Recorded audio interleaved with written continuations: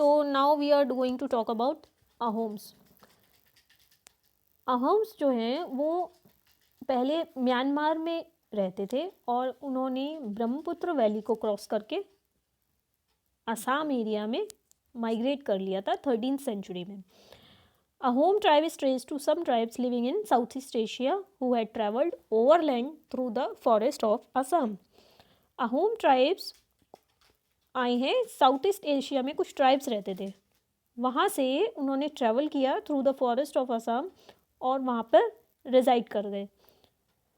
Ahoms ruled much of the Assam from the 13th century until the establishment of British rule in 1838. Ahoms ने Assam area में 13th century में काफ़ी time rule किया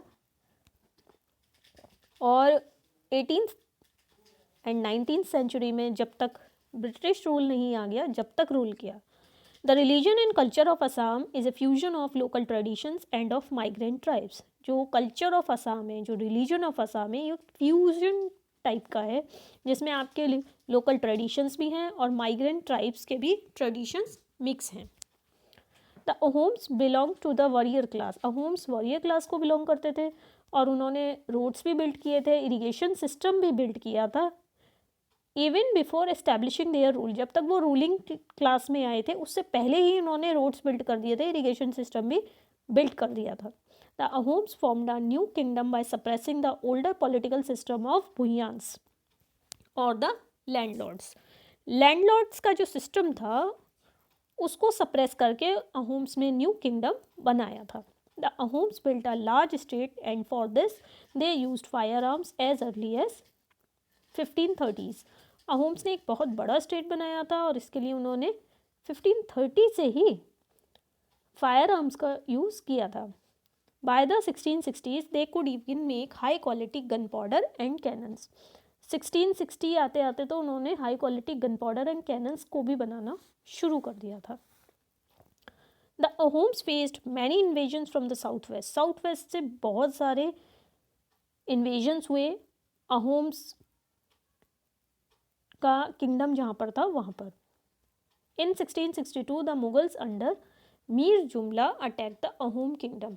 1662 में क्या हुआ, मुगल्स ने अटैक कर दिया अंडर मीर जुमला अहोम किंगडम पर. डिस्पाइट देयर ब्रेव डिफेंस, हालांकि उन्होंने बहुत ब्रेवली फाइट किया.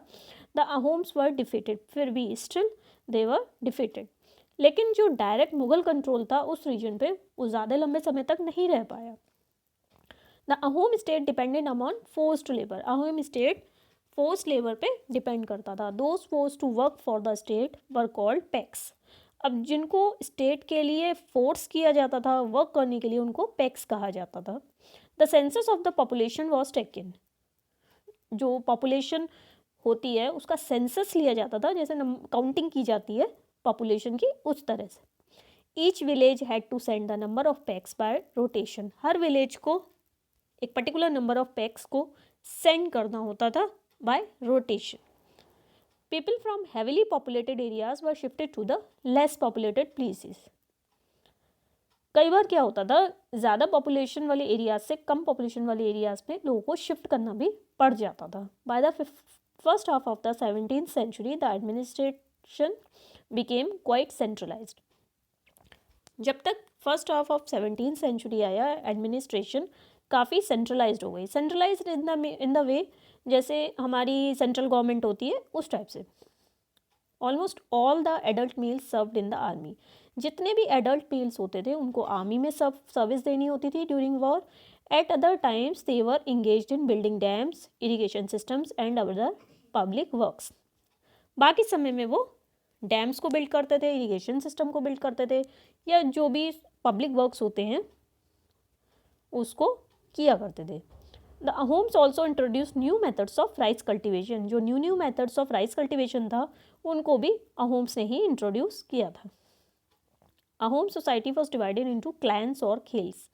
जो अहोम सोसाइटी हुआ करती थी उसको क्लैंस और खेल्स में डिवाइड किया गया था. There were very few caste of artisans. अब इसमें क्या होता था, इन लोगों में आर्टिसंस बहुत कम होते थे, तो इसलिए जो आसपास के किंगडम्स होते थे वहाँ से आर्टिसंस को बुलाया जाता था. अ खेल ऑफन कंट्रोल्ड सेवरल विलेजेस। अब जो एक खेल होता था वो कई विलेजेस को कंट्रोल करता था। The peasant was given land by his village community. Peasants को लैंड दी जाती थी विलेज कम्युनिटी की तरफ से, और इस लैंड को किंग भी नहीं ले सकता था, बिना कम्युनिटी के कंसेंट के किंग भी नहीं ले सकता था। अब होता क्या था, जो अहोम्स थे ओरिजिनली वो अपने ओन ट्राइबल गॉड्स को वर्शिप किया करते थे। During the first half of 17th century the influence of the Brahmans increase. First half of 17th century में क्या हुआ, ब्राह्मणस का इन्फ्लुएंस बहुत इंक्रीज हो गया। Temples and Brahmanas were granted land by the king. Temples को लैंड दी जाने लगी किंग से लैंड मिलने लगी, ब्राह्मण्स को लैंड मिलने लगी किंग से।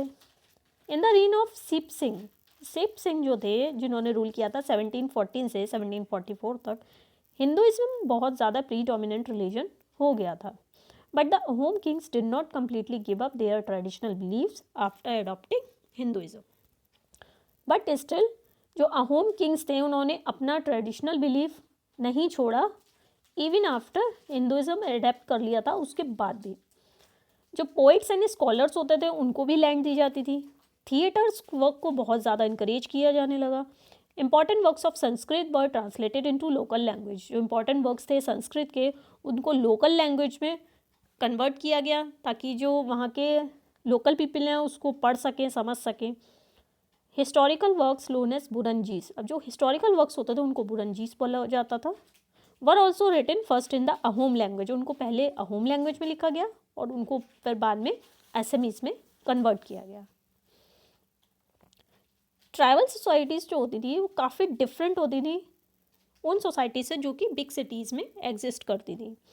ट्राइबल सोसाइटीज़ जो होती थी वो सोशल जो रूल्स हैं रेगुलेशंस हैं उनको फॉलो नहीं करती थी, जो कि ब्राह्मण्स प्रेस्क्राइब करते थे, क्योंकि उन्हें ये लगता था कि ब्राह्मण्स ने सोसाइटी को अनइक्वल क्लासेस में, कई अनइक्वल क्लासेस में डिवाइड कर दिया है। These societies were known as tribes. अब जो ब्राह्मण्स के रूल्स एंड रेगुलेशंस को फॉलो नहीं करते थे उनको हम ट्राइब्स कहते हैं। There was a unique bond of kinship among the members of each tribe. इनमें बहुत अच्छा जो ट्राइब्स होते थे उनमें आपस में बॉन्डिंग बहुत अच्छी होती थी। Their main source of livelihood was agriculture. जो उनका मेन सोर्स ऑफ लाइवलीहुड था वो एग्रीकल्चर था, जबकि हंटर गैदरर्स और हर्डर्स भी होते थे। सम ट्राइब्स वर नोमैडिक। कुछ नोमैडिक ट्राइब्स होते थे जो कि एक जगह से दूसरे प्लेस में मूव करते रहते थे। A tribal group control land and pastures jointly and divided these among households as per its own rules. एक ट्राइबल ग्रुप जो होता था वो लैंड को, पास्चर्स को ज्वाइंटली कंट्रोल करता था और अपने हाउस होल्ड्स में अपने रूल्स एंड रेगुलेशंस के अकॉर्डिंग डिवाइड कर देता था। Many large tribes lived in forest, hills, deserts and places difficult to reach. अब क्या होता था, बहुत सारे बड़े बड़े ट्राइब्स थे जो कि फॉरेस्ट में रहते थे, हिल्स में रहते थे, डिजर्ट्स में रहते थे और ऐसे प्लेसेस में रहते थे जहाँ आम आदमी का पहुँचना बहुत मुश्किल होता है। Tribal people did not keep written records. Tribal people अपने कोई रिटन रिकॉर्ड्स नहीं रखते थे, लेकिन अपने कस्टम्स और ट्रेडिशंस को बहुत अच्छे से प्रिजर्व करते थे ओरली, क्योंकि इनके बारे में किसी हिस्टोरियन ने कुछ नहीं लिखा है, कोई बुक नहीं लिखी गई है। इस वजह से सिर्फ ओरल ट्रेडिशंस एंड कस्टम्स ही इनका हेरिटेज है। Tribal people were spread in almost every region of the subcontinent. Tribal people हर रीजन में, हमारे सब कॉन्टिनेंट के हर रीजन में स्प्रेड है। Some powerful tribes control large territories. कुछ पावरफुल ट्राइब्स ने बड़ी बड़ी टेरिटरीज को भी कंट्रोल किया था। The Balochis were found in the north west में आपको बलोचीज मिल जाते थे। The shepherd tribe of Gaddis lived in the western Himalayas. जो आपके वेस्ट हिमालयाज रीजन है वहाँ पर शेफर्ड ट्राइब ऑफ गडीज मिलता था। The north eastern part of the सब continent was dominated by Nagas, Ahoms and many others. जो हमारा नॉर्थ ईस्टर्न पार्ट हो जाता है, आसाम साइड का, नागालैंड साइड का, वहाँ पर नागाज एंड अहोम्स मिलते थे। The Kolis were found in Maharashtra, Karnataka and Gujarat. अब कोलीज ट्राइब्स जो होते थे वो महाराष्ट्र, कर्नाटक एंड गुजरात साइड में मिलते थे। The Bhils were spread across the western and central India. Bhil tribes मिलते थे आपको western and central India region में। The Gonds lived in Chhattisgarh, Madhya Pradesh Maharashtra and Andhra Pradesh. जो गौंड ट्राइब्स होते थे आपको Chhattisgarh, Madhya Pradesh, Maharashtra and Andhra Pradesh reason में मिलते थे। जो नोमैडिक पैस्टोरलिस्ट होते थे वो milk and other pastoral products पर रहते थे और उन्हें जो भी ज़रूरत होती थी वो उनको एक्सचेंज कर लेते, फार्मर्स से एक्सचेंज कर लेते थे। जो बंजारास होते थे वो बहुत ही इंपॉर्टेंट ट्रेडर नोमैड्स थे। जो स्मॉलर कास्ट एंड जातीज थी वो एमर्ज होने लगी with the growth of society. Smiths, carpenters and masons उनको सेपरेट जाति की कैटेगरी में रखा जाने लगा। Among the Kshatriyas new Rajput clans became powerful by the 11th and 12th century. क्षत्रियों की बात करें तो नए राजपूत क्लैंस पावरफुल होने लगे by the 11th and 12th centuries. They belong to different lineages such as Chandelas and Chalukyas, etc. Some of these clans came to be regarded as Rajputs. इनमें से कुछ clans को हम राजपूत भी regard कर सकते हैं। The rise of Rajput clans to the position of rulers set an example for the tribal people to follow. अब हुआ क्या, जब उन्होंने देखा ट्राइबल पीपल ने कि अरे हम में से तो कोई राजा भी बन सकता है, तो उन्हें एक एग्जाम्पल मिल गया और उसको वो फॉलो करने लगे।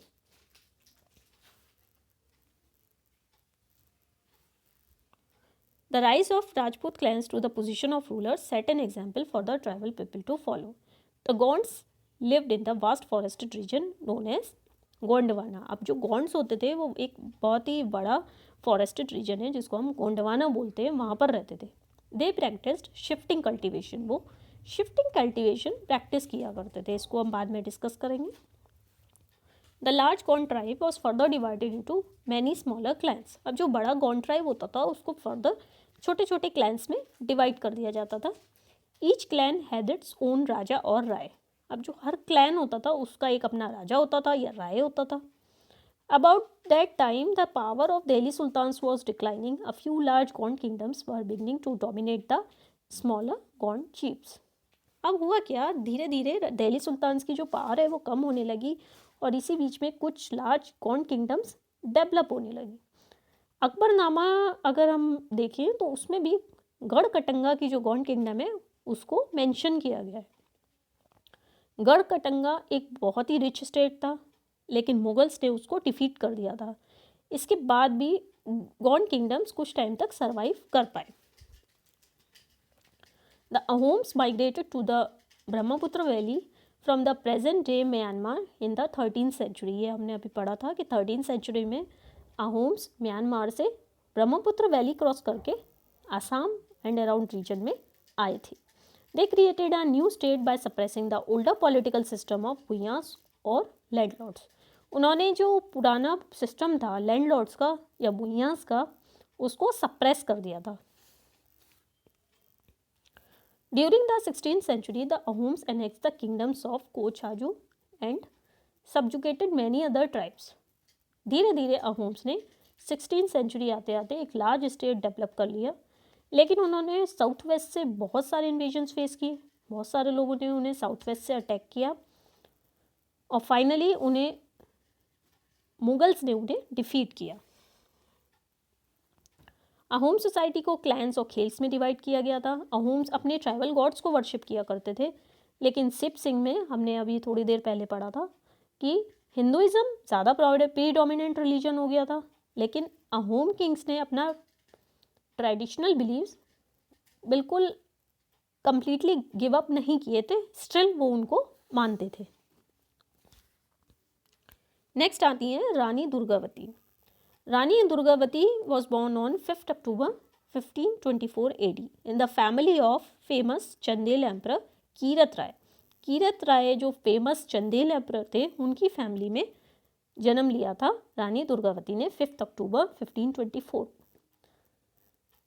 उनका जन्म फोर्ट ऑफ कालंजार में हुआ था जो कि आज उत्तर प्रदेश के बांदा रीजन में लोकेटेड है।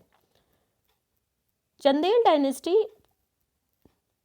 हमारे हिस्ट्री में फेमस है किंग विद्याधर की वजह से, जिन्होंने महमूद गजनवी के अटैक्स को रिपल्स किया था, उसको अपोज किया था। In 1542 she was married to Dalpat Shah.